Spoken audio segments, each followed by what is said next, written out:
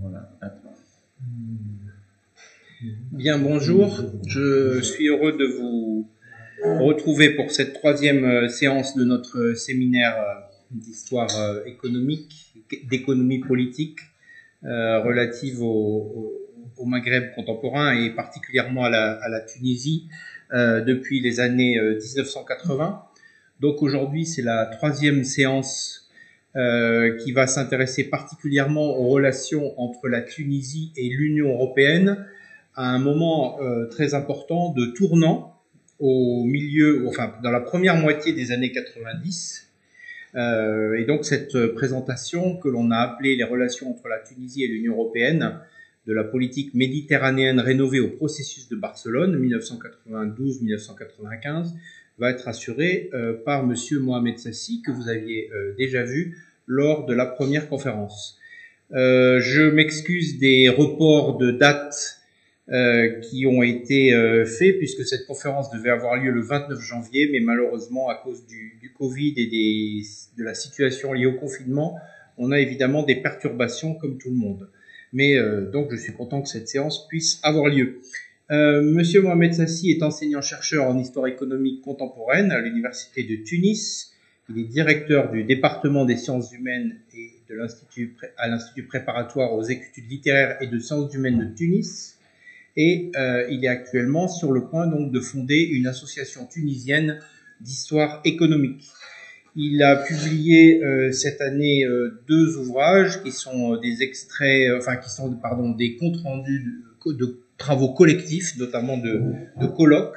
Le principal étant Espace méditerranéen, diversité et évolution, publié à la fois à Paris et à Tunis, et notamment en France chez l'éditeur SPM L'Harmattan, qui est en train de reconfigurer donc une deuxième édition. C'est un travail important qui laissera d'ailleurs place à d'autres publications prochainement dont nous vous entretiendrons. J'en précise pour vous dire que nous allons d'ailleurs proposer dans les semaines qui viennent une bibliographie générale pour ce séminaire d'histoire économique relative au Maghreb. Je précise que c'est quelque chose qui manque parce qu'il y avait beaucoup de production à l'époque marxiste dans les années 70, même 80 sur l'histoire économique du Maghreb, et on est tombé dans une période où l'intérêt s'est déplacé vers le Moyen-Orient à cause de l'économie pétrolière, et finalement il faut reconstruire un socle, notamment de publications sur cette région, et donc notre contributeur aujourd'hui est tout à fait convaincu de cette chose.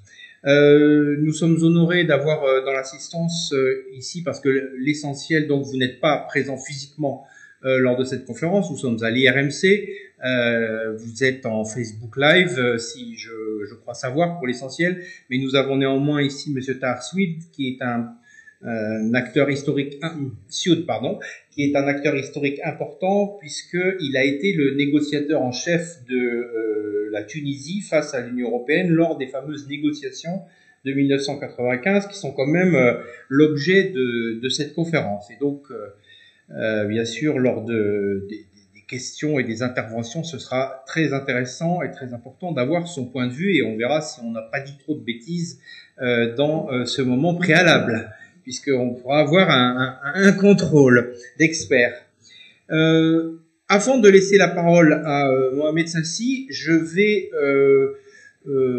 faire un petit cadrage, parce qu'il a présenté, vous le verrez, sa conférence donc, que vous avez sous les yeux, hein, vous avez la fiche sous les yeux, et vous verrez que ça donne lieu à tout un PowerPoint très sophistiqué, dans lequel il va vous présenter les tenants et les aboutissants donc de cette reconfiguration, en quelque sorte, des relations entre l'Union européenne et la Tunisie au milieu des années 90. Mais avant de lui laisser la parole, je voudrais quand même contextualiser, puisqu'on est dans un séminaire d'histoire économique, mais donc d'histoire aussi, je voudrais contextualiser ce moment très important des années 80 et 90, non seulement pour la Tunisie, mais pour le monde, et en particulier pour la Méditerranée. Parce que vous avez vu que l'affiche est apparemment modeste, puisque il présente une intervention qui concerne les périodes 92-95, Mais en réalité, c'est vraiment, on est dans un moment crucial de l'histoire des relations entre l'Europe, le Maghreb, la Tunisie en particulier, mais toute la Méditerranée en réalité. Parce que c'est vraiment la fin d'une séquence, la séquence post-coloniale, qui avait commencé dans les années 50-60 et qui s'était déployée en quelque sorte jusqu'à la fin de la guerre froide, et l'amorce donc de la phase de mondialisation accélérée qui commence au cours de cette décennie. Et donc il me semblait important de resituer un certain nombre d'événements parce que on a oublié, et surtout quand on regarde ça avec le recul, on se rend compte que c'est une période extrêmement riche, avec un télescopage d'événements historiques absolument inédits. La fin de la guerre froide a correspondu vraiment à une ébullition internationale tout à fait considérable, et on va voir que les pistes qui ont été proposées à l'époque étaient très nombreuses. Et elles interviennent dans un moment, parce que la fin de la guerre froide, c'est aussi la déconstruction du modèle préexistant. C'est l'invention du monde finalement libéral ou même néolibéral qui est celui du début du XXIe siècle, mais c'est la déconstruction de ce qui était né dans les années 60, que ce soit les économies socialistes, que ce soit les économies planifiées, ou même ces modèles de développement, de développementalisme qui avaient été proposés au tiers-monde dans les années 60. Alors, ces modèles de développement, au fond, en quelque sorte, au début des années 90, on prend acte qu'ils n'ont pas fonctionné, ou en tout cas qu'ils n'ont pas tenu leurs promesses. Et c'est pour cela qu'il faut refonder les relations entre ce qui s'appelle la CE et qui devient l'Union européenne le 1er janvier 1993, et le Maghreb, qui virtuellement existe, mais qui en réalité ne négocie pas collectivement, puisque chaque pays négocie individuellement, si je puis dire, ce ne sont pas des individus, mais disons nationalement, et c'est le cas, bien sûr, de la Tunisie, dont on a parlé. Donc on entre à ce moment-là, au début des années 90, dans une nouvelle séquence historique, dite de libre-échange, et qui débouche en 1995, d'abord pour la Tunisie, par un accord de libre-échange, dont on vous parlera tout à l'heure. Le Maroc va rejoindre cette dynamique, au même moment il négocie, mais disons que l'accord est finalisé entre le Maroc et l'Union européenne en 1996, et il faudra attendre le début du XXIe siècle, 2015, pour que l'Algérie signe un tel accord, puisque à l'époque elle était prise donc dans l'épisode bien sûr de la guerre civile, et les autorités avaient d'autres priorités que de négocier avec l'Union européenne. Alors, je vous propose donc très rapidement 2 points. D'abord pour évoquer ce retournement. Comment, je vous dis, c'est la fin d'un monde en quelque sorte, les années 80. Qu'est-ce qui s'est passé? Alors, c'est pas seulement une question maghrébine ni méditerranéenne, c'est une question qui touche l'ensemble du Sud, qu'on appelait encore le tiers-monde, disons assez couramment, et puis on passe ce qu'on va appeler les pays en développement. Alors, les années 80 sont une décennie perdue. Autant dans les années 60-70, on était sur une dynamique de croissance non négligeable, et il y avait des effets de rattrapage dont on a parlé la dernière fois, mais les années 80, c'est presque une décennie perdue, avec la chute de la croissance, la crise de la dette, ça touche aussi bien des pays asiatiques que le Mexique ou que des pays africains, évidemment, et l'inversion des flux de capitaux entre le Nord et le Sud. Les années 60-70, il y a un afflux de capitaux des pays du Nord, des économies industrialisées, vers les économies du Sud, et les années 80, c'est une inversion de ces flux. Alors, donc, vous voyez, c'est une des causes évidemment majeures de la crise. Alors, pourquoi c'est ce tournant?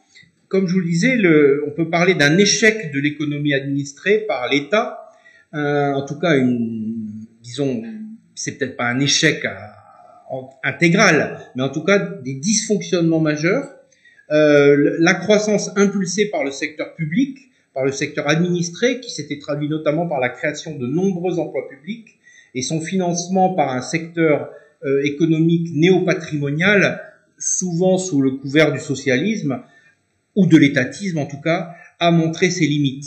Ces limites, c'est la confusion entre les intérêts privés et les intérêts d'État. Au Maroc, il y a eu des travaux sur cette question du néopatrimonialisme.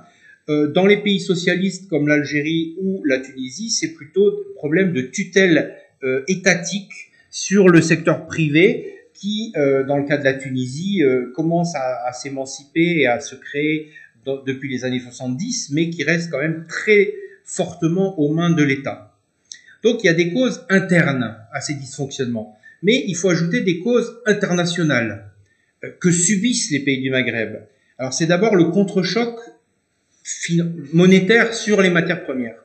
Le contre-choc, ça veut dire qu'il y a un effondrement du prix des matières premières à la fin des années 70 et au début des années 80. Ça concerne, et puis le contre-choc va même toucher le pétrole et les hydrocarbures en 1986.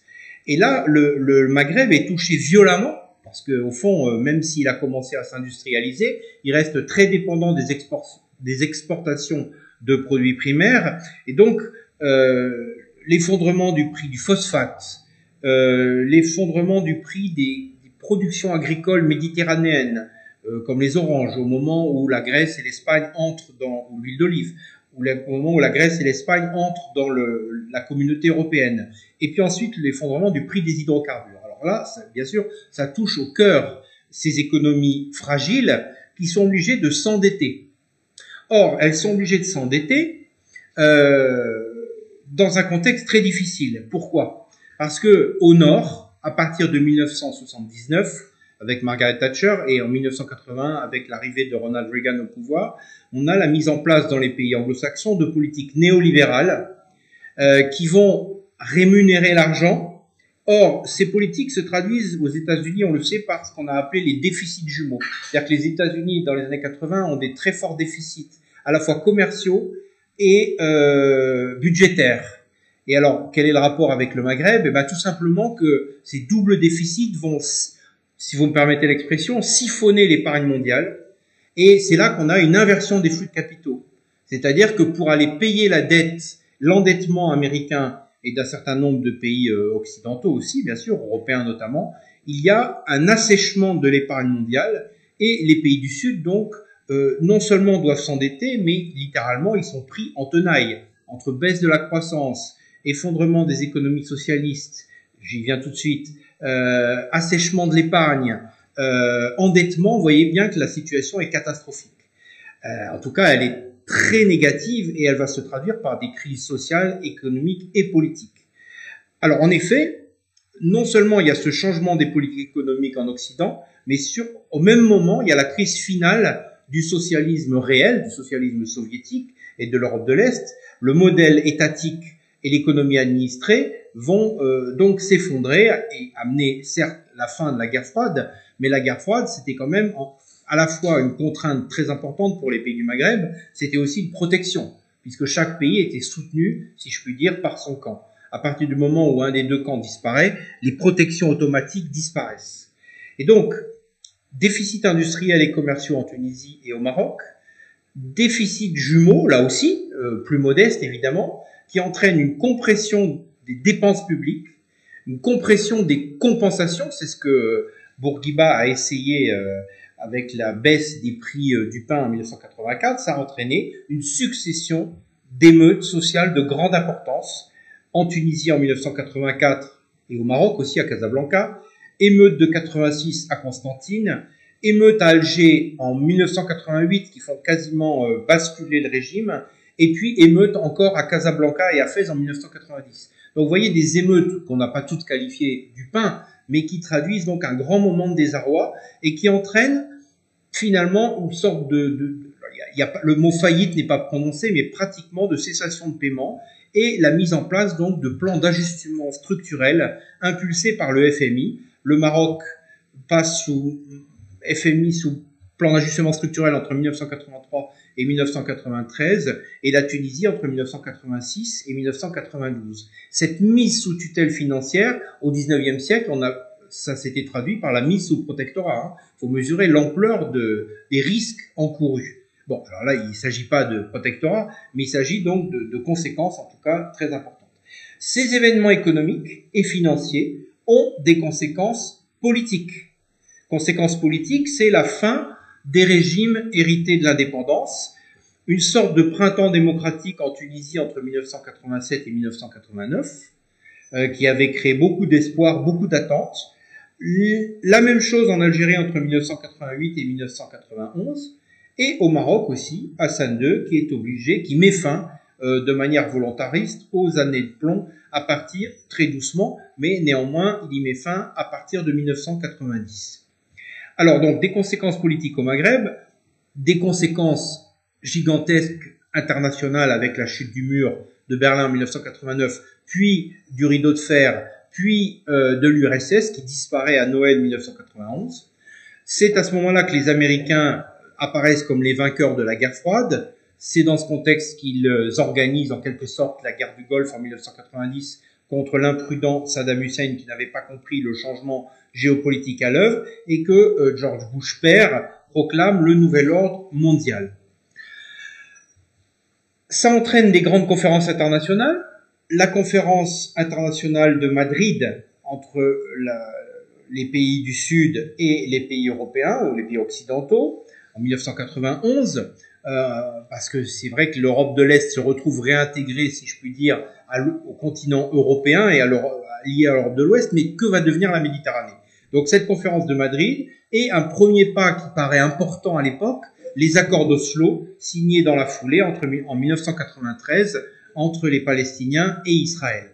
Donc, à la fois, on est dans une grande période de détresse économique au sud, on l'a vu, et à l'est, évidemment, encore plus, mais aussi un grand moment d'enthousiasme, enthousiasme en Europe, avec l'idée que cette fois-ci, il faut accélérer la construction européenne, et c'est la marche vers Maastricht, qui est signée en 1992, et qui entre en vigueur avec la naissance de l'Union européenne.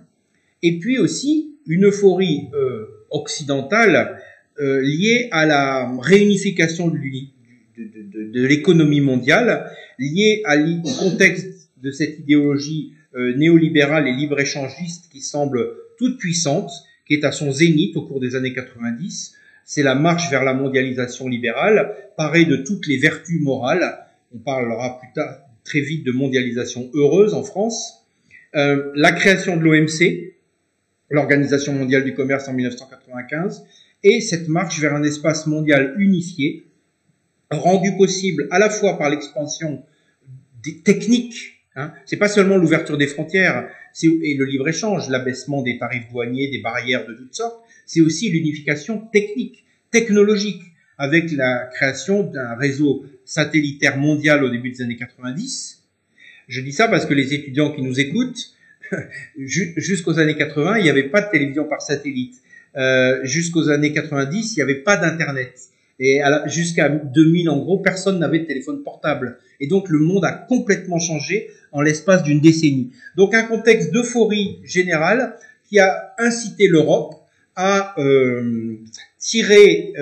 inciter ses partenaires du Sud à changer de dimension. Et c'est ça que tu vas nous expliquer, Mohamed, c'est vraiment, tu vas venir t'insérer dans ce contexte radicalement nouveau au niveau mondial et ce contexte donc dans lequel la jeune Union européenne, puisqu'elle vient de naître, incite ses partenaires du Sud à s'ouvrir au monde de demain.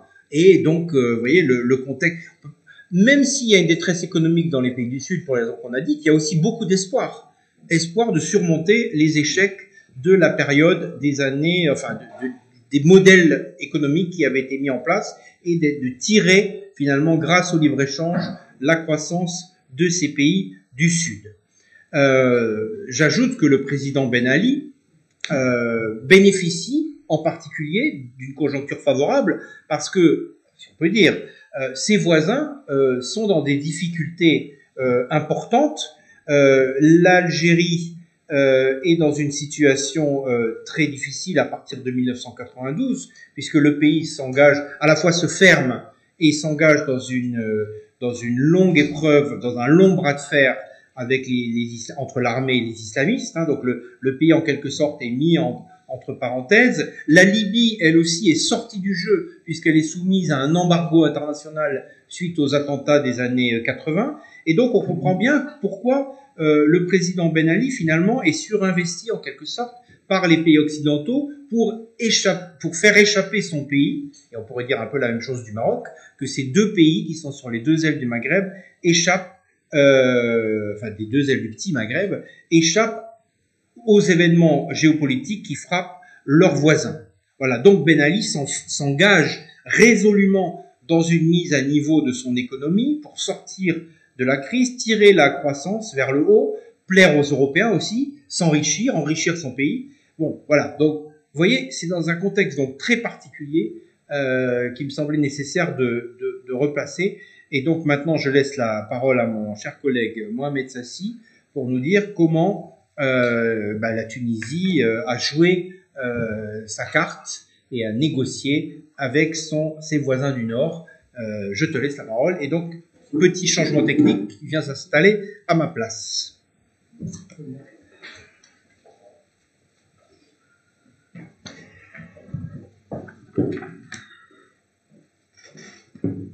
Très bien. Alors, bonjour tout le monde. Bonjour à ceux qui sont présents dans la salle, surtout ceux qui sont sur Facebook. Merci beaucoup Pierre de cette présentation et cette mise en contexte de ce moment crucial dans l'histoire contemporaine qui est vraiment un élément, une période très concentrée de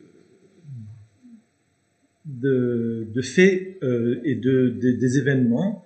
Et d'ailleurs, Pierre Vermeuren appelle cette période-là le début, enfin la fin des années 80, la disparition, je trouve ça la disparition des protections automatiques, surtout avec l'effondrement de l'URSS, évidemment, et le système socialiste mondial. Voilà, donc, ma présentation s'intitule donc les relations avec l'Europe, avec l'Union européenne, bon, qui devient l'Union européenne en 1993, début de 1993. Donc, plan général, je vais faire un rappel historique qui est important, puisque le contexte, il y a aussi, ce sont des éléments externes par rapport à cette relation entre deux parties du monde, enfin, des voisins du nord et du sud de la Méditerranée, mais aussi il y a des éléments intrinsèques importants qui sont l'historique des rapports justement de l'Europe, de l'Union européenne, la CE, avec la Tunisie. Donc l'action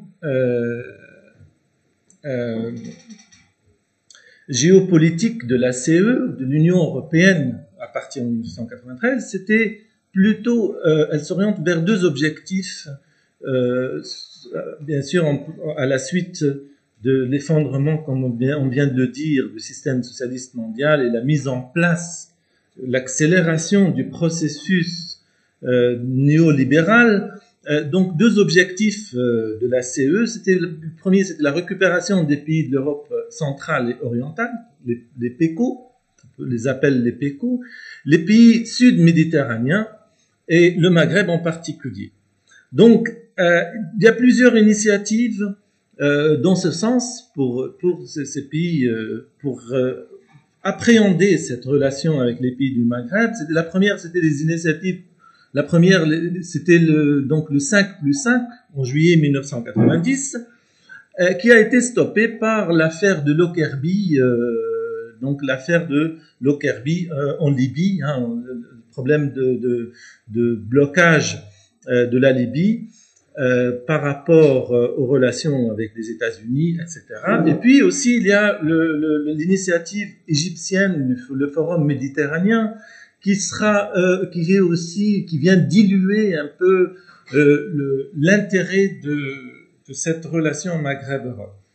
En février 1992, il y a une initiative espagnole d'un accord de libre-échange avec le Maroc qui n'a pas abouti pour des raisons marocaines, on va dire, qui n'étaient pas prêtes à négocier parce que le dossier agricole n'était pas pris en charge, etc.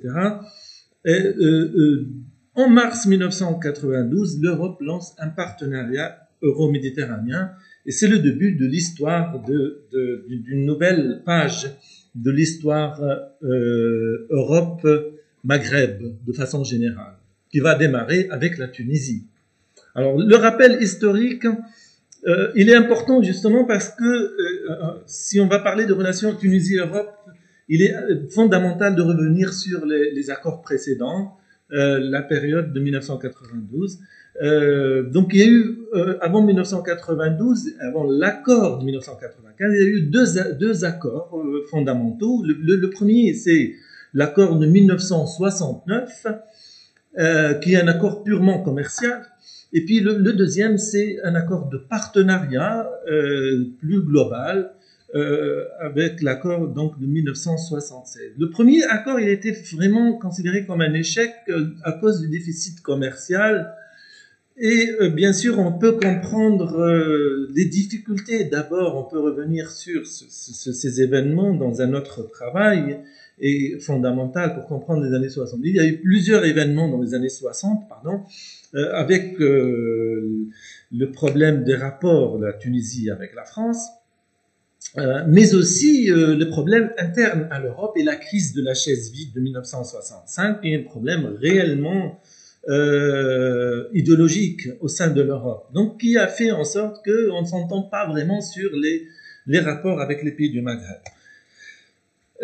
Donc, l'échec, il peut être, pour synthétiser, on peut donner trois raisons principales de cet échec, mais il y en a forcément d'autres, mais ça, ces trois éléments forment un peu une complémentarité. Le premier, c'était la PAC, la politique agricole commune, qui était mise en place en 1972 entre les pays de la CE, qui forment 6 pays, et ils mettent en place un accord sur le domaine de l'agriculture pour protéger l'agriculture européenne. On sait très bien que dans la CE, la Communauté économique européenne, il y a des pays du Sud, l'Italie particulièrement, qui est un concurrent dans le domaine de l'agriculture, au niveau de l'huile d'olive, le vin, etc., vu la proximité géographique et le climat. Donc, du coup, et puis il y a aussi, il faut le dire, l'Algérie vient d'obtenir son indépendance en 1962, mais l'Algérie reste quand même un pays stratégiquement très lié à la France et qu'il faut protéger. Donc la Tunisie, elle était le maillon faible du Maghreb quant au secteur agricole. Donc les Italiens ne pouvaient pas résister à la défense algérienne de l'agriculture algérienne, mais par contre la Tunisie n'était pas vraiment défendue par la France. Surtout, on sait très bien qu'il y a eu des événements, des crises entre la Tunisie et la France, surtout en 1964, avec le problème de l'agriculture, des terres agricoles. Hein. Le deuxième, je vais essayer d'aller très vite parce que pour ne pas m'arrêter, la commission, le rôle de la commission, qui était vraiment l'élément qui forme un peu la stabilité, le pôle de la stabilité de l'administration européenne, mais qui était focalisé sur une approche libérale et qui dénuait de tout sentiment de politique. Donc le Conseil de l'Europe, c'est-à-dire les décideurs politiques de l'Europe, ont mis des recommandations à la Commission qui va gérer ces rapports. Donc c'était un niveau de technicité difficile pour les pays du Sud de surmonter un peu quelques dossiers, surtout dans le secteur agricole, leur premier point. Le troisième élément, c'était l'intergouvernementalisation. Et c'est un mot qui est un néologisme, et j'ai choisi exprès pour se rappeler, parce que c'était vraiment un élément clé qui ne permet pas d'avancer dans les négociations, puisque les intérêts ne sont pas convergents entre les pays des 6 qui forment l'Union européenne, la communauté européenne. En somme, l'agriculture n'a pas été protégée pour les pays du Sud, la Tunisie en particulier. Les produits essentiels vont faire l'objet de quotas et la Tunisie va être obligée de demander des aides. sachant que dans l'accord de 1969, le vin, par exemple, n'était pas inclus dans les contingentements, et ça pose un problème pour tous les territoires de vignobles en Tunisie, un vrai problème de structure, carrément. Donc, pour l'accord de 1976, je présente ce tableau synoptique où je mets en rouge un peu les événements, on va dire, qui peuvent former un peu l'arrière-plan des rapports, on va dire, ou la situation entre les pays du Maghreb et l'Europe. Donc, en 1972, c'est la date de la promulgation d'un nouveau code d'investissement en Tunisie, connu la loi de 1972, qui permet de faire des investissements industriels en offshore.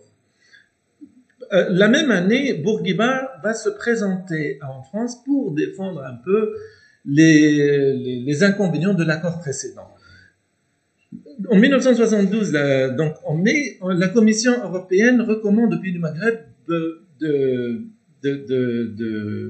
travailler en coordination vis-à-vis de l'Europe pour négocier ensemble. Sauf que en juin de la même année, le Conseil européen opte évidemment pour une approche globale en Méditerranée, mais ils ne s'entendent pas sur global. Il y a vraiment un conflit d'intérêts par rapport à l'approche vis-à-vis des pays du Maghreb en particulier. Il y a à ce sujet, il y a l'article de Christophe Berda, il est disponible sur Internet, qui met en détail le problème de l'approche globale, l'entente entre Européens dans les débuts des années 70, donc l'approche globale européenne. Et puis, en 1973, l'adhésion de la Grande-Bretagne et l'Irlande, le Danemark, qui va poser un problème de nouveau de négociation pour la Tunisie. Donc, ça va retarder encore une fois puisqu'il y a de nouveaux membres. Donc, voilà un peu le contexte général du début des années 70 qui n'est pas vraiment très facile. Voilà. Puis il y a le troisième point, donc la perspective maghrébine limitée. Qu'est-ce que ça veut dire? C'est l'échec d'une tentative de coordination intermaghrébine qui s'appelle le CPCM, c'est le Comité permanent consultatif maghrébin.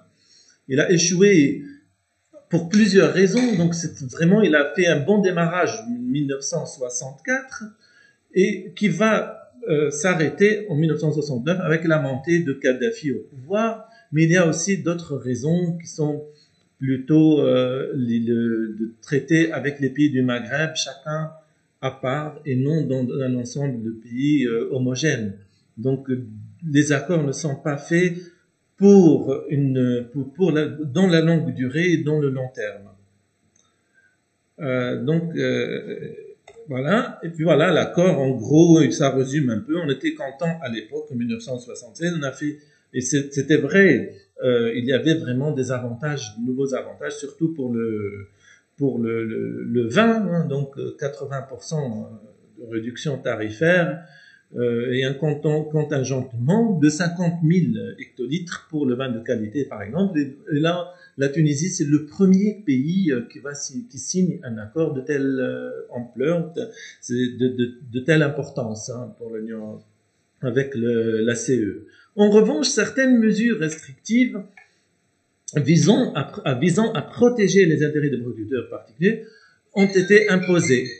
Le respect des règles de la PAC, notamment en matière des mécanismes de prix, l'application restrictive quantitative pour certains produits, et puis l'octroi de réductions tarifaires à certaines périodes de l'année seulement.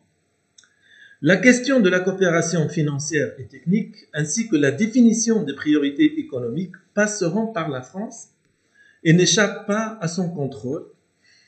Cette coopération n'échappera pas non plus à la Commission européenne et la Banque européenne d'investissement qui semble imposer des projets d'ajustement structurel. Je ne vais pas trop m'arrêter sur ce point, mais il y avait un comité européen dirigé sous la commande du Conseil de la Commission européenne qui était chargée de gérer les réunions, enfin, les objectifs de financement, enfin, les projets qui vont être financés sous forme d'aide et de prêts de la BEI. Et les projets ne sont pas tous retenus, sauf si ces projets-là soient vraiment dans le cadre des ajustements structurels. Et là, on parle vraiment un peu d'un dossier qui peut être étudié dans le sens où il faut revenir sur les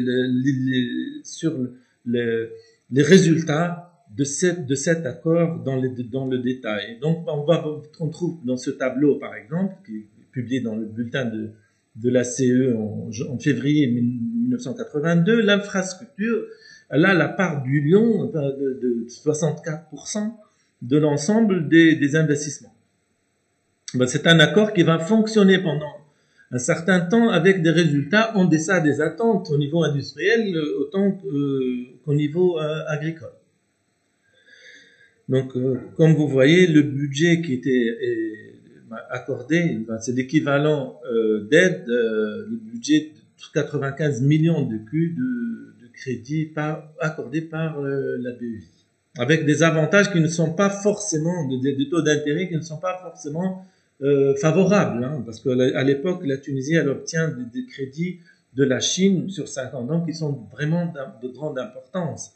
Et là, on ne peut pas mettre sur le dos de la CE la responsabilité des choix d'investissement, du choix du modèle économique, puisque la Tunisie, elle prend des crédits de la Chine pour faire, par exemple, le passage de l'eau vers la Tunisie du nord jusqu'au Gabon. Donc, c'était donc un ajustement structurel et non orienté vers des projets productifs à long terme. Donc, en gros, les échanges industriels n'étaient pas favorables. Je prends deux exemples, les articles manufacturiers qui sont les imports représentent à peu près 405 000 millions de dinars, on va dire, alors que les exports ne sont que de 67. Puis le cas aussi de la des matériels de transport, plutôt, qui représente aussi une somme colossale qui dépasse largement les exports tunisiens à cette époque. Sachant que, je reviendrai sur cette question, parce que le offshore ne devrait peut-être pas compter parmi les exports tunisiens, étant donné qu'il ne dégage pas de TVA pour l'État tunisien. La coopération technique donc ne semble pas avoir donné ces résultats espérés dans un contexte marqué surtout par la crise sociale et syndicale. Donc là, on ne peut pas vraiment mettre tout sur le dos de cette coopération, puisque en Tunisie, les années 70, on a dégagé quand même pas mal de résultats positifs au milieu des années 70, mais très vite, le syndicat, on va voir de problèmes syndicaux en 1978 en particulier, puis la crise du pain en 1984. Le gouvernement tunisien sera amené à annoncer un vaste programme d'ajustement structurel, comme vient de l'évoquer Pierre, qui était surtout sous l'égide du FMI et la Banque mondiale en 1986. Au niveau agricole, le début des années 80, il y a des arrangements particuliers et des mesures de sauvegarde qui ont vidé l'accord de coopération de sa substance. De plus, un troisième élargissement de l'Europe, de la CE, celui de la Grèce, donc qui va poser un vrai problème, puisque la Grèce représente quand même un concurrent, vu le climat, puis appelle à la révision partielle de l'accord à travers le protocole additionnel qui a été fait en 1987 sur justement le contingentement agricole et qui reste jusqu'aujourd'hui d'actualité. Et ça coïncide justement, puisque 1986, c'est la date de l'adhésion de l'Espagne et du Portugal, deux autres pays qui sont concurrents de la Tunisie et qui ont à avoir leur mot à dire par rapport aux futures négociations. La PAC influencera pour longtemps les accords Sud-Sud, particulièrement avec les élargissements dont je viens d'évoquer. Le fonctionnement de l'accord 1976 et les protocoles additionnels sera marqué par les controverses de la PAC. Les efforts sont insuffisants jusqu'en 1992, quand l'Europe, consciente de la nécessité de mener une politique plus cohérente et globale, lance la politique méditerranéenne rénovée, la PMR. Dans l'ensemble, l'accord de 1976 a nettement été affecté par la multiplication des accords de la CAE avec les pays tiers, un phénomène d'érosion qui a dilué de plus en plus les quelques avantages que la Tunisie a pu obtenir. 10 ans après la signature de l'accord de 1976, on ne peut pas réellement établir un bilan exact des résultats de l'accord, puisque les investissements dans l'infrastructure ne sont pas rentables qu'à terme. L'impact économique négatif a été souligné à l'occasion des nouvelles négociations sur l'agriculture par le président de la délégation tunisienne à Bruxelles, Mohamed Megdish, en 1985. Voilà, il dit exactement, donc c'est ses propres paroles, la politique méditerranéenne dite globale et équilibrée de 1970 n'a pas eu dans nos pays de transfert réel de technologie, pas plus qu'il y a eu ce vaste mouvement de coopération industrielle et agricole qu'on attendait d'elle parce qu'elle était, dès l'entrée en vigueur de nos accords, une rupture de ses arguments. Ajoutez à cela l'énorme déficit de la Tunisie qui s'est aggravé d'année en année pour atteindre 625 millions de dinars en 1984, chiffre qui représente plus de 3 fois le volume de l'aide financière de la communauté.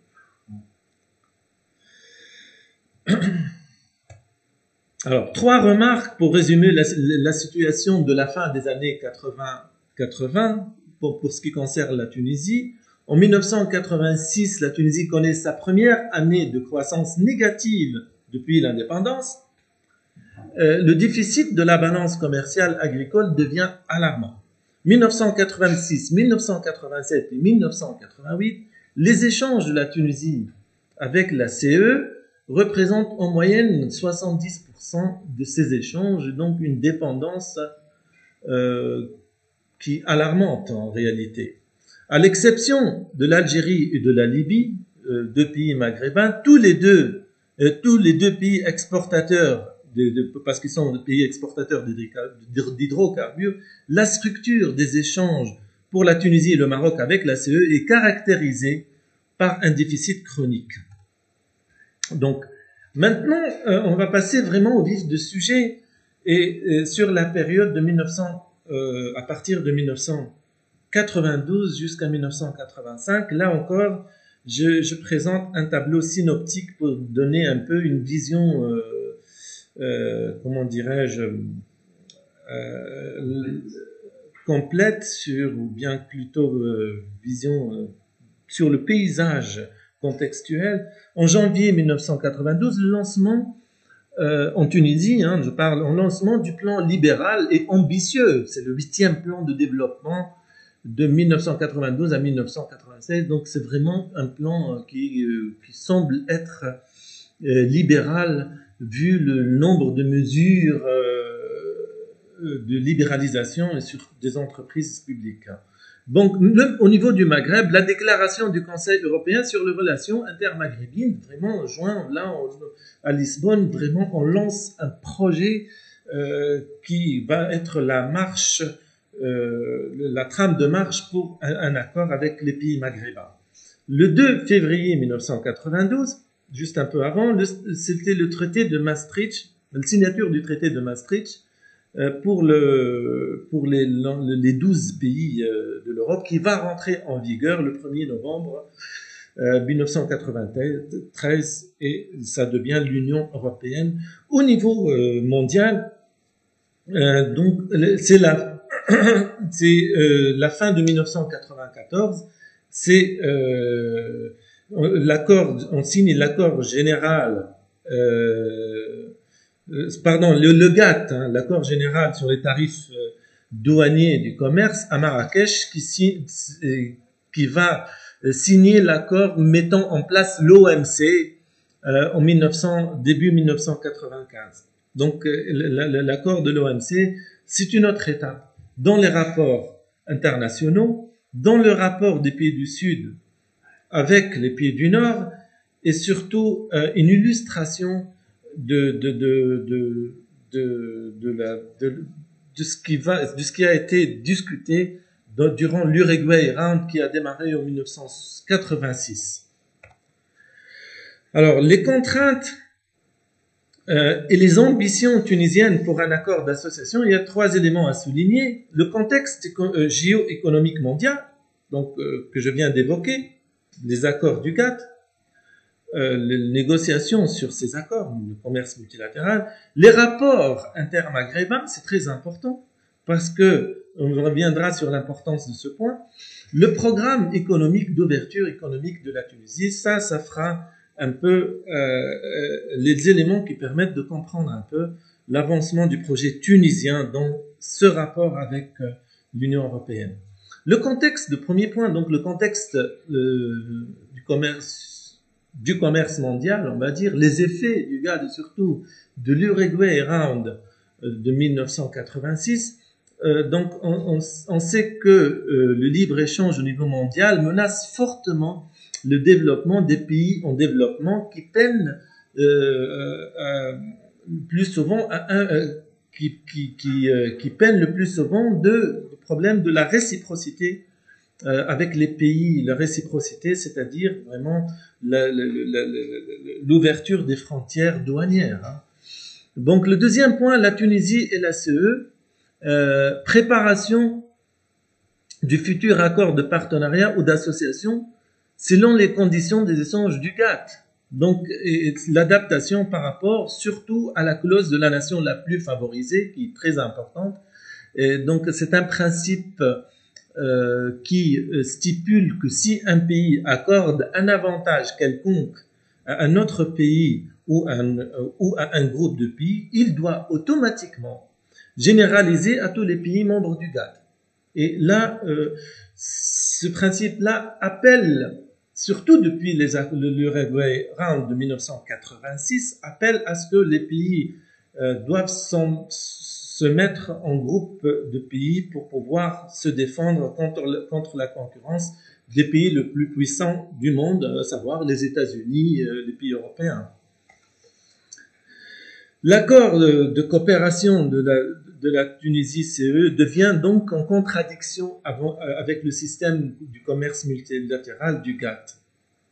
Au niveau mondial, les groupements géopolitiques, les groupes régionaux ou géoéconomiques, un terme nouveau, hein, donc il est justement avec la fin des années 80, la géoéconomie face à la géopolitique classique, commence à se former autour de noyaux durs d'États pour faire face à la concurrence croissante. On trouve par exemple le marché commun du Sud, le Mercosur, on va trouver ça qui est fondé en 1991, voilà, qui regroupe le Brésil, l'Argentine, le Paraguay, l'Uruguay au départ, puis après il y a d'autres pays qui vont se joindre. L'accord de libre-échange nord-américain, la LENA, donc le Canada, les États-Unis, puis Israël, le Mexique plutôt aussi, et puis Israël qui va se joindre aussi. L'association des nations d'Asie du Sud-Est, qui est connue sous le ASEAN, en Asie en 1992, c'est presque les mêmes dates. Puis l'Union européenne, le 1er janvier 1993. Donc tous ces rendez-vous-là sont faits en attente de la signature définitive de l'OMC au début 1995. Voilà un peu une carte qui représente un peu les pays du monde qui sont un peu en regroupement. On trouve le Maghreb qui est au milieu et qui justement n'est pas, on peut pas parler d'un Maghreb uni uniforme, tel qu'au niveau de règles, au niveau des ententes par rapport aux règles du commerce qui sont mises en place par le GATT. Hein. Voilà. Au niveau du Maghreb, donc il y a vraiment une absence de coordination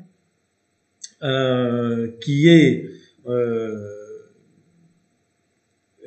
a été malgré la mise en place du LUMA, hein, donc l'UMA en 1989, et 5 pays qui ont formé l'UMA, l'Algérie, la Libye, le Maroc, la Mauritanie et la Tunisie.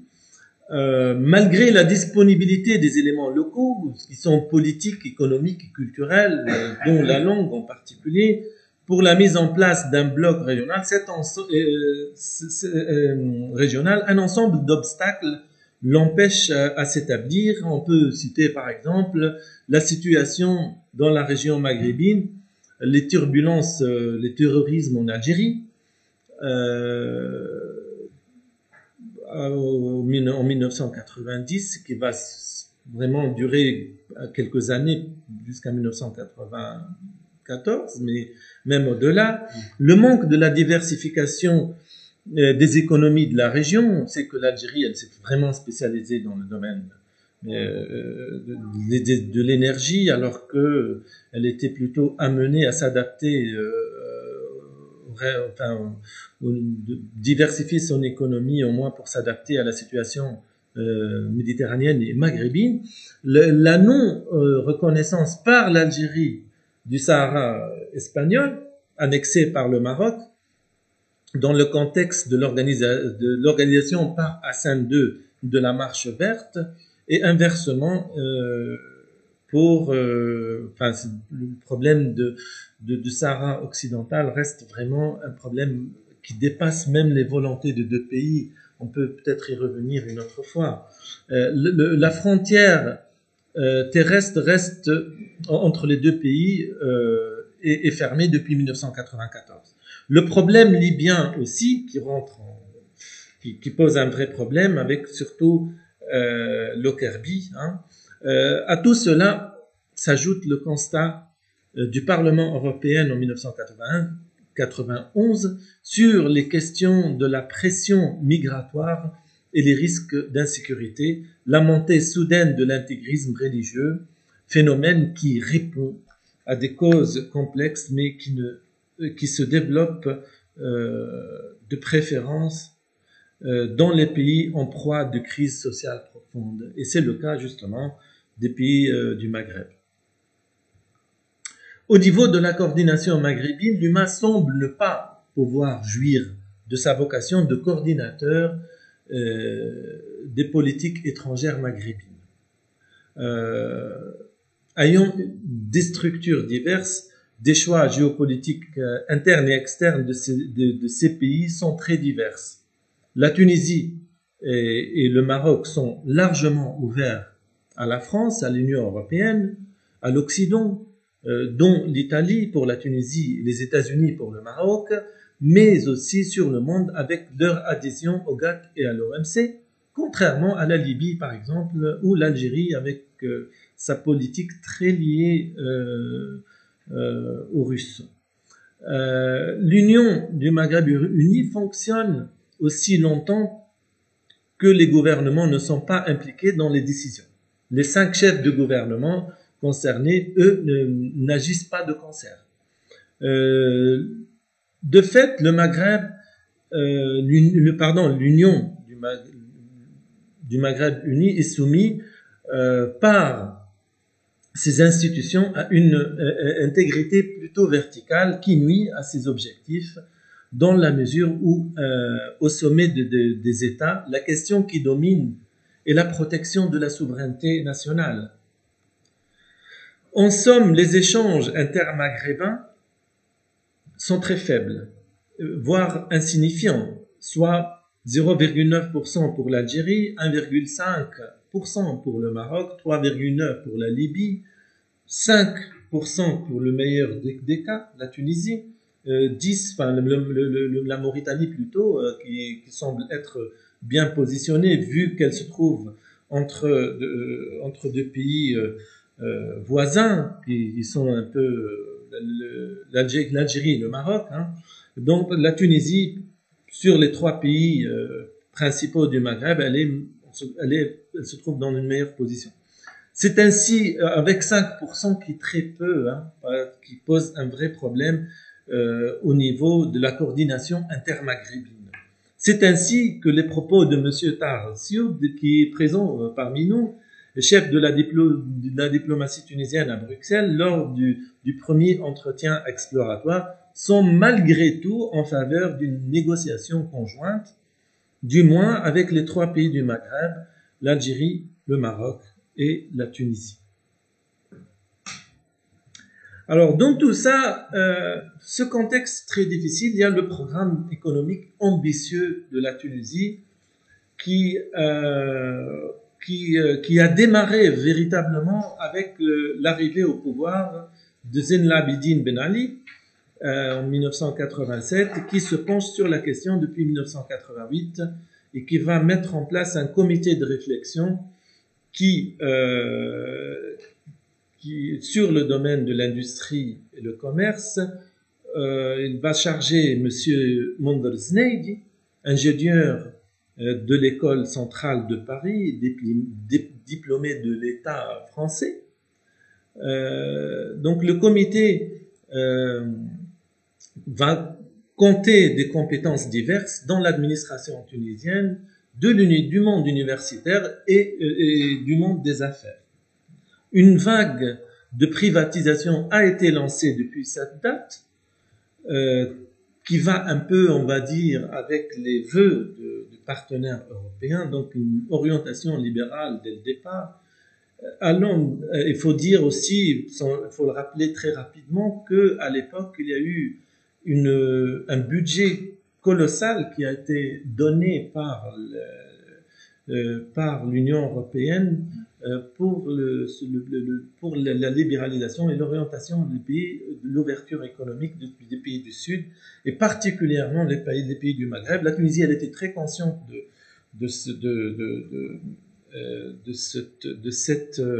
la substance de cette aide-là. Donc, dès le départ, il y a eu une approche volontariste et proactive dans le sens de libéraliser, surtout particulièrement les entreprises qui pouvaient être libéralisées immédiatement. Donc, les privatisations ont été lancées, mais il y a eu aussi le programme, le 8e plan, qui était prévu à cette époque, en 1992, qui comporte aussi des mesures libérales. On trouve par exemple au niveau de la fiscalité, la libéralisation de l'importation aussi. 85% des importations sont libres. La libéralisation des prix, qui est vraiment une nouvelle étape dans l'histoire de la Tunisie économique. Il n'y avait pas vraiment de libéralisation de prix avant cette date. Donc 92% des prix à la production sont libres et la marge de distribution 52% mesurée en termes de production. Et puis aussi la libéralisation de l'investissement, bien que elle reste toujours relative, puisque aujourd'hui la Tunisie n'a jamais connu véritablement une liberté d'investissement. Et c'est une question sur laquelle on pourrait peut-être organiser tout un séminaire, parce que ça me paraît une question très importante à discuter. Donc voilà un peu quelques exemples des mesures entreprises entre 1988 et 1990, avant le lancement du programme de 1992. Alors, mettons comme objectif le programme de 1992, il a mis en place un objectif de 6% de croissance et une maîtrise de l'inflation à 4%. Un vaste programme de réforme qui a été lancé, dont les principaux axes sont la libéralisation d'une tranche supplémentaire du prix au stade de la distribution, estimée à 22%, la poursuite de la levée des restrictions sur les importations par la libéralisation d'une tranche additionnelle, l'introduction d'une plus grande souplesse au niveau des taux d'intérêt aussi, Et puis l'assainissement de la situation financière des banques, mais à cette époque-là, on n'envisageait pas encore le regroupement des banques pour renforcer un peu l'unification et la dispersion des banques.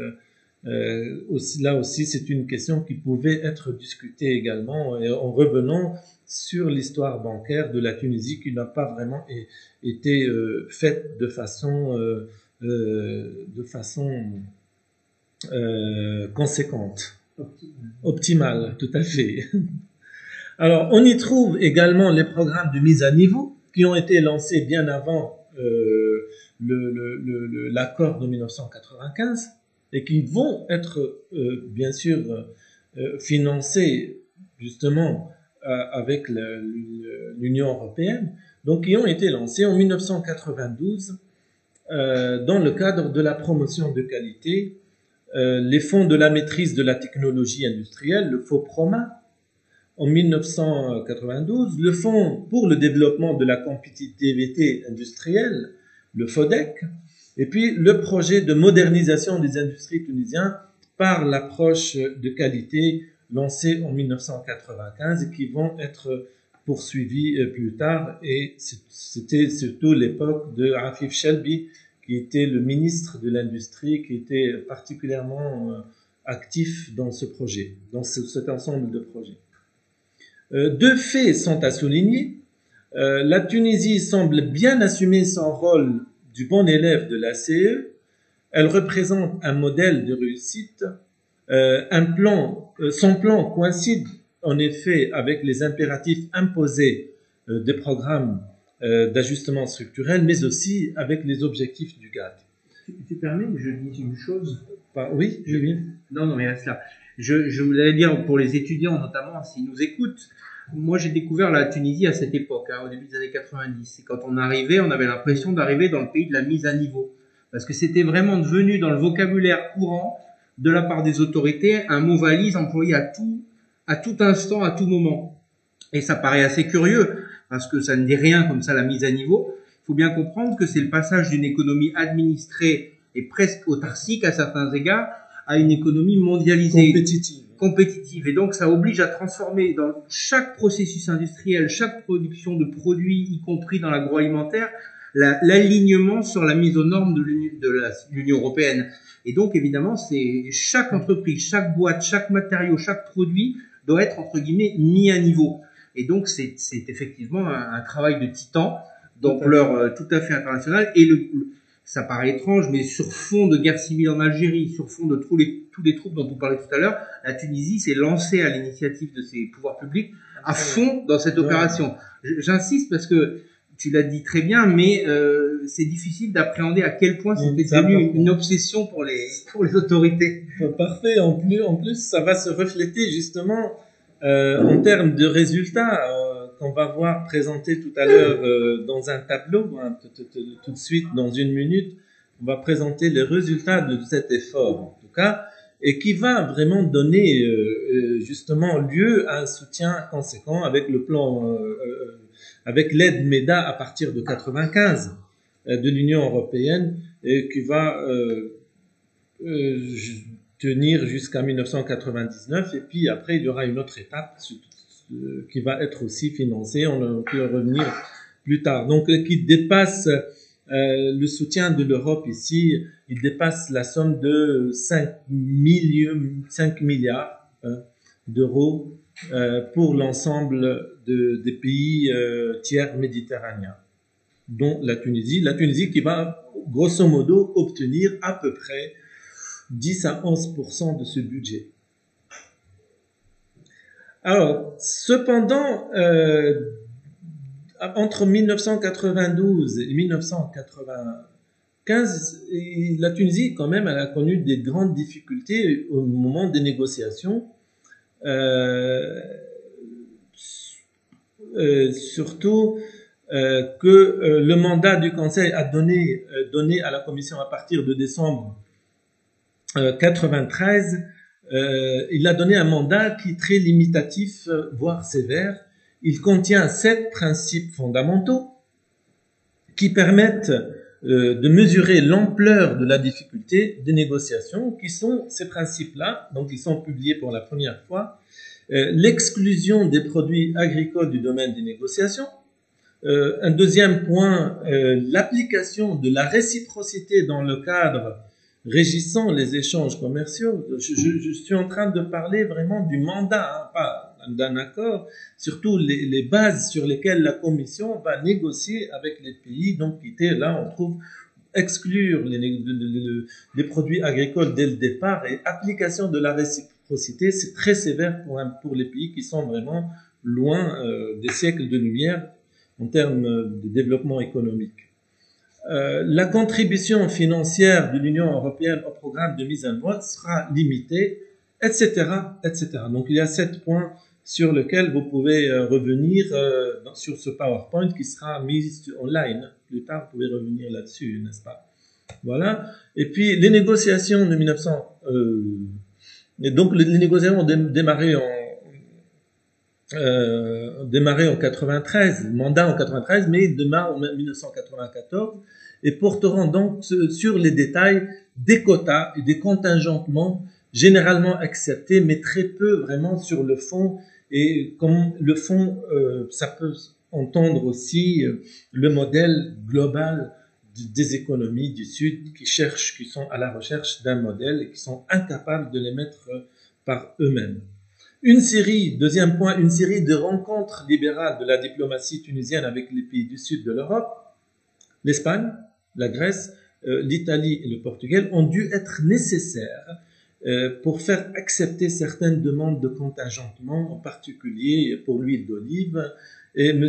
Taha Sioud, il a été l'acteur principal, justement, il est présent parmi nous aujourd'hui pour valider un ensemble de points et peut-être refuter d'autres, et sur ces négociations bilatérales avec ces pays-là pour obtenir leur soutien à la signature d'un accord favorable.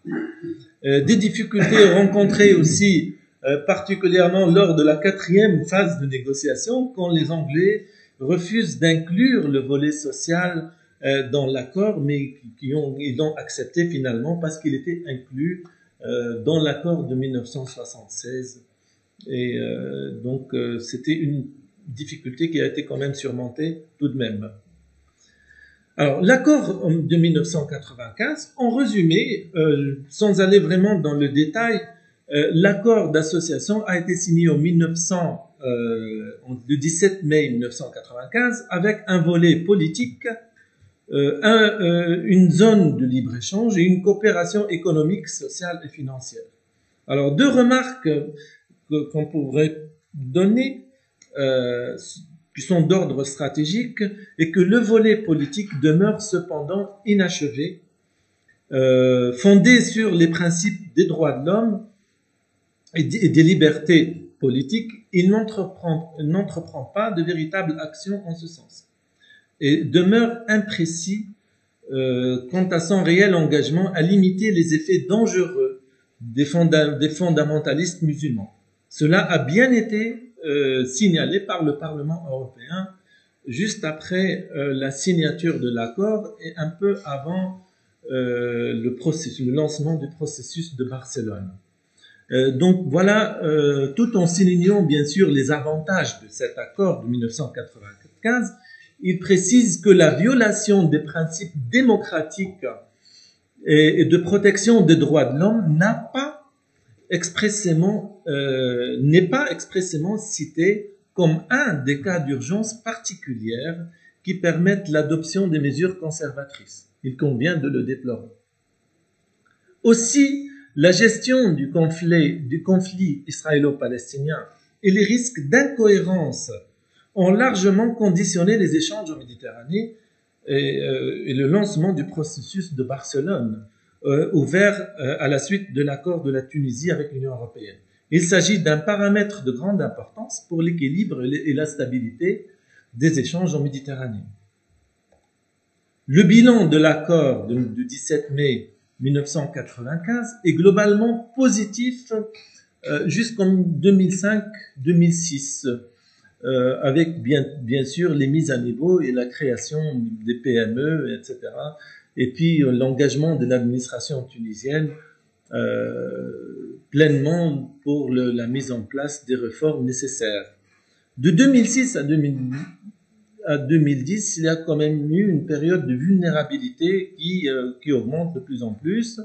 Le manque de création d'emplois a été stimulé par une mobilité ascendante très limitée. Par exemple, parmi les entreprises qui existent en 1996, 4% seulement avaient évolué en taille en 2010 et un total de 55% avaient cessé leur activité, selon bien sûr les chiffres de l'INS, l'Institut national de la statistique, et qui ont été bien sûr les mêmes utilisés par la Banque mondiale. Alors le bilan comparatif du développement industriel, il est positif. C'est des chiffres qui sont avancés par Eurostat et qui sont repris par Monsieur Afif Shelby récemment dans un article, une présentation d'ailleurs, puis un article, et qui montre un peu tout de même un énorme succès de l'export industriel à la suite de l'accord de 1995.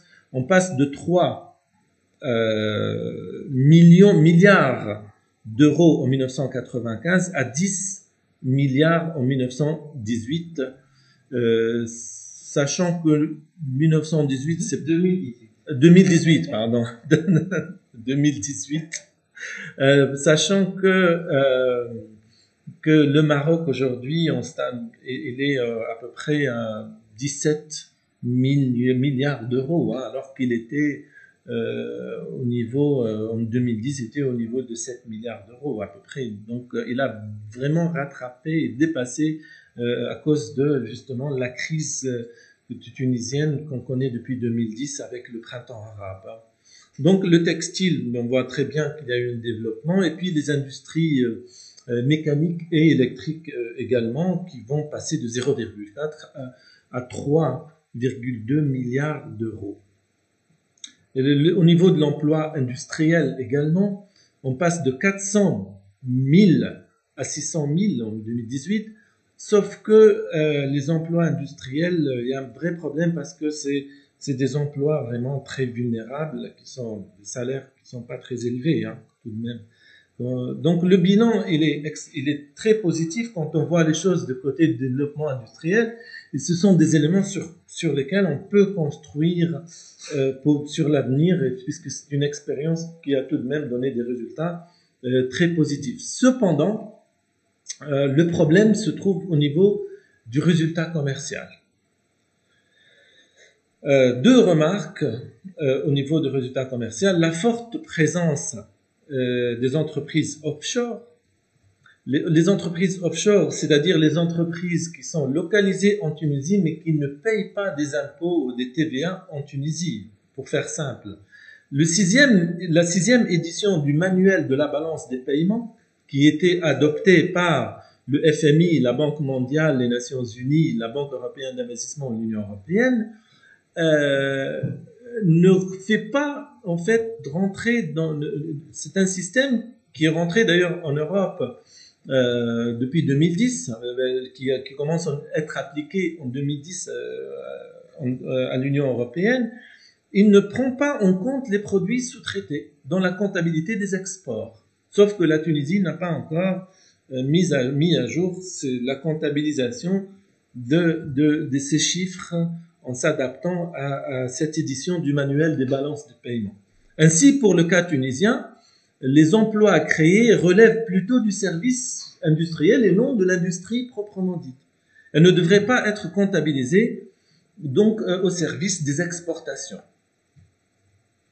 Deuxième remarque, l'impact sur la balance commerciale. Là, je vais donner un exemple, plutôt deux exemples. Le déficit commercial des biens en 2016, 20 milliards de dinars, alors que seulement 12 milliards annoncés officiellement.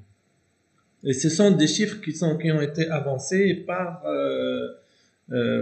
Monsieur Laouididi, Jamel Laouididi, puis si Ahmed Mostafa et Jeannette qui est un journaliste économiste qui travaille bien sur les relations euro-méditerranéennes, Jeannette Ben Abdallah, qui ont travaillé, qui donnaient un peu ce rapport de chiffres, soit dans ce cas de 1916, 27% de taux de couverture, alors que l'État avance le chiffre de 70%. En 2019, on donne un exemple approximatif aussi, les exports sont de 19 milliards de dinars, au lieu de 10, les imports de 41 milliards de dinars, donc l'écart au niveau des exports, il est de 9 quand même milliards de dinars, d'à peu près la moitié si on tient compte des normes de comptabilisation. Alors, quelques remarques rapides. Le problème de gouvernance au niveau de la gestion des équilibres globaux s'annonce depuis 2010, surtout avec l'avènement du printemps arabe. Et on sait aussi que l'on peut mesurer vraiment les résultats des accords de 95 que justement après quelques années quand même après l'application de la réciprocité. Quand on parle de la réciprocité, c'est-à-dire l'égalité devant les échanges, les règles des échanges de douaniers, donc en rapport de la Tunisie dans son rapport avec l'Union européenne, donc l'application de la réciprocité, tout simplement, commerciale. Et donc, deuxième remarque, le modèle tunisien n'est pas pertinent jusque-là et présente une vulnérabilité certaine. Troisième remarque, modeste aussi, c'est que la stratégie du commerce international de la Tunisie ne permet pas une véritable diversification des marchés et surtout met la Tunisie devant une dépendance par rapport à l'Union européenne. En conclusion, mes conclusions ne vont pas être concluantes parce que vraiment, ils donnent plutôt des axes, des questionnements par rapport au rapport, en fait, à cette période cruciale de mise en place d'un accord qui est déterminant à long terme et qui est toujours d'actualité et qui donne plutôt des questionnements qui seront utiles probablement pour on revient sur la question de l'ALECA aujourd'hui. L'ALECA, c'est l'accord qui a démarré les échanges sur l'ALECA, l'accord de libre-échange complet et approfondi qui a démarré en 2014, des questions qui pourraient peut-être revenir sur le débat. Toujours pas négocié. Qui est vraiment une négociation qui a démarré mais qui s'est arrêtée on comprend très bien que la Tunisie ne connaît pas la stabilité qui lui permet de prendre des engagements à moyen terme ni à long terme. À ce stade de la lecture historique, donc, on peut tirer quelques conclusions sous forme de questions utiles pour les analyses rétrospectives des rapports Maghreb-Europe.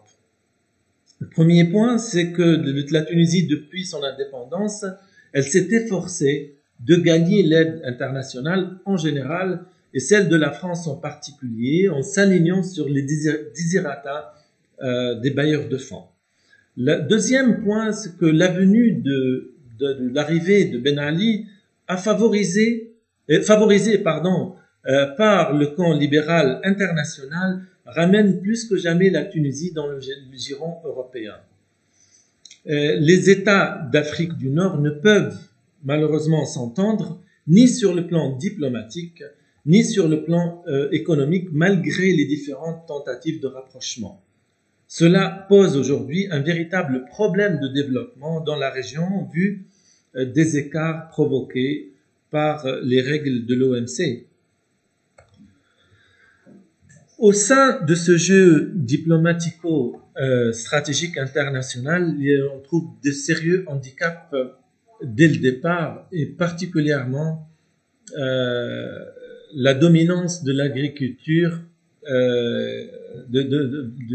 la dominance du secteur agricole qui n'est toujours pas maîtrisé et qui est soumis à beaucoup d'aléas en fait. Deuxième remarque à ce niveau, c'est que la logique qui dominait était surtout de solliciter des aides qui renforcent de plus en plus la dépendance de la Tunisie par rapport à l'Union européenne. Donc c'est vraiment une question qui invite à réfléchir sur un nouveau modèle gagnant-gagnant dans la région, parce qu'à un certain moment ça peut être explosif et qui va être irréversible. Troisième point, on peut s'interroger justement sur le modèle durable à repenser, je viens de le dire. Et puis quatrième point, toute la période de 1976 à 1995 demeure marquée par deux préoccupations essentielles. Trouver le juste équilibre permettant de sauvegarder un équilibre des échanges et de stabilité. Et toutes les politiques européennes depuis 1990, soutenues par les déclarations des sommets européens, tournent autour de deux axes majeurs qui sont la sécurité et le libre-échange. Cinquième point, sans aller dans les détails du processus de Barcelone, il est loisible probablement de poser la question si le recul de la création d'une zone économique méditerranéenne, le Made in Euromed, depuis l'avènement de l'UPM, l'Union pour la Méditerranée en 2008, était à l'origine de risques majeurs que connaît la zone aujourd'hui.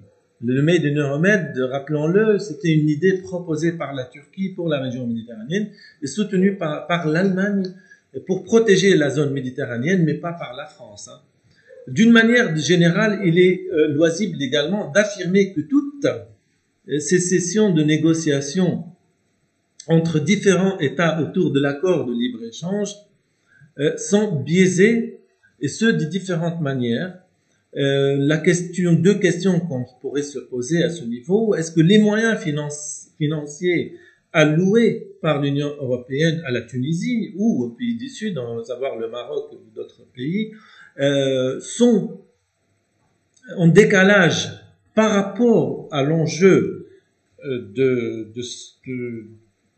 provoqué par l'application du GATT, des règles du GATT et de l'OMC, d'une part, et est-ce qu'ils sont aussi au niveau des enjeux géopolitiques nouveaux dans lesquels l'islamisme devient l'allié du projet turc dans le sud de la région. Voilà, sur ce, je peux me remercier de votre attention et je serai bien sûr ouvert à toute discussion ultérieure.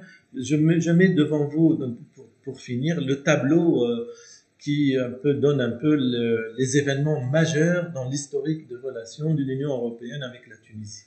Merci. Voilà.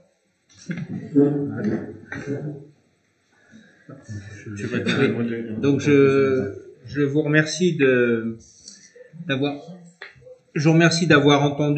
écouté cette conférence. On va devoir cesser, comme d'habitude, à l'issue de l'exposé, la retransmission, parce qu'on n'a pas les moyens techniques qui nous permettent d'avoir une bonne couverture des questions et du débat qui vont suivre ici. Voilà, donc je vous remercie. Je vous donne rendez-vous pour la prochaine quatrième conférence de ce séminaire qui aura lieu le 11 mars, si tout va bien. Mais avec le Covid, on a appris à se méfier. En principe, le 11 mars, donc nous écouterons Monsieur Aziz Krishen, économiste de tunisien, qui nous parlera de la structure de l'économie tunisienne. Voilà, vous verrez le programme, tout est annoncé. Je vous remercie et à bientôt. Oui.